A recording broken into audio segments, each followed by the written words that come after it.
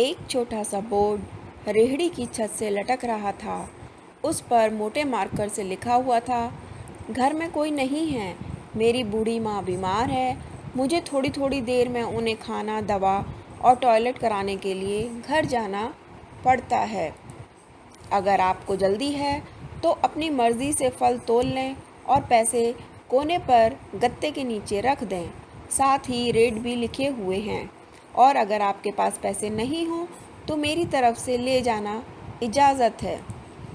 मैंने इधर उधर देखा, पास पड़े तराजू में 2 किलो सेब तोले, दर्जन भर केले लिए, बैग में डाले, प्राइस लिस्ट से कीमत देखी, पैसे निकालकर गत्ते को उठाया। वहाँ 100, 50 और 10-10 के नोट पड़े थे। मैंने भी पैसे उसमें रख कर उसे ढक दिया, बैग उठाया और अपने फ्लैट पे आ गया। रात को खाना खाने के बाद मैं और भाई उधर निकले तो देखा एक कमज़ोर सा आदमी, दाढ़ी आधी काली आधी सफ़ेद, मैलर से कुर्ते पजामे में रेहड़ी को धक्का लगाकर बस जाने ही वाला था। तो हमें देखकर मुस्कुराया और बोला, साहब फल तो ख़त्म हो गए। मैंने नाम पूछा तो बोला, सीताराम। फिर हम सामने वाले ढाबे पर बैठ गए। चाय आई। कहने लगा, पिछले 3 साल से मेरी माता बिस्तर पर हैं, कुछ पागल सी भी हो गई हैं और अब तो फालिज भी हो गया है। मेरी कोई संतान नहीं है, बीवी मर गई है, सिर्फ मैं हूँ और मेरी माँ।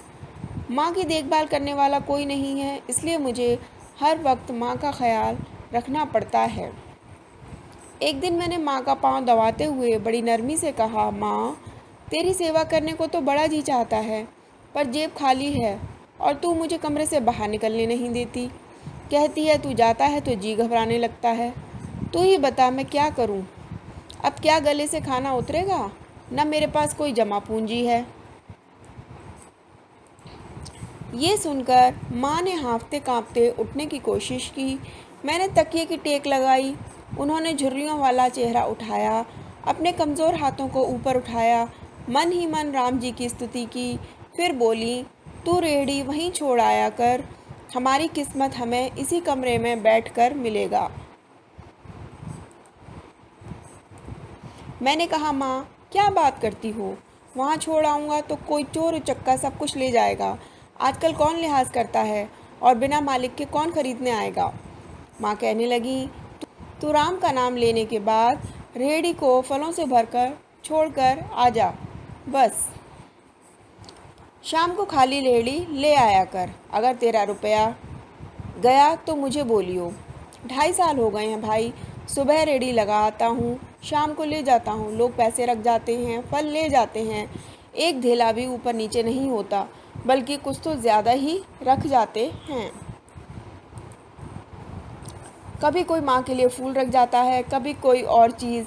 परसों एक बच्ची पुलाव बनाकर रख गई, साथ में एक पर्ची भी थी अम्मा के लिए।